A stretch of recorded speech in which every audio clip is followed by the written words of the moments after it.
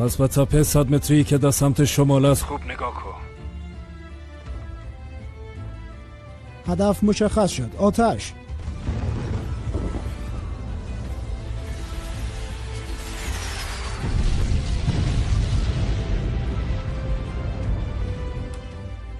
در جان جی پی اس بوده لوده. چی؟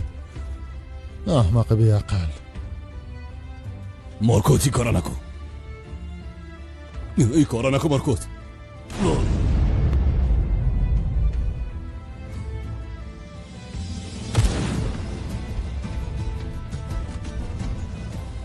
گوش کن چی میگم. سربازایم کجا هستن؟ هرچی زودتر بگویی برات خوب است. حالا همراه افراد یک جای تسلیم شوین. سلایتان بانین. توبه توبه.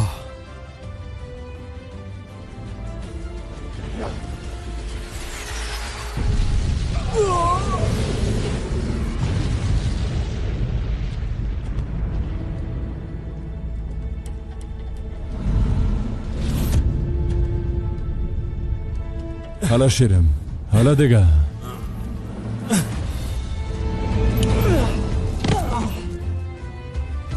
الیاس. درست است.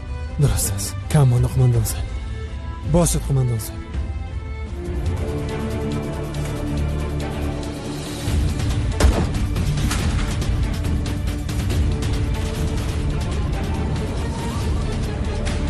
قماندان صاحب.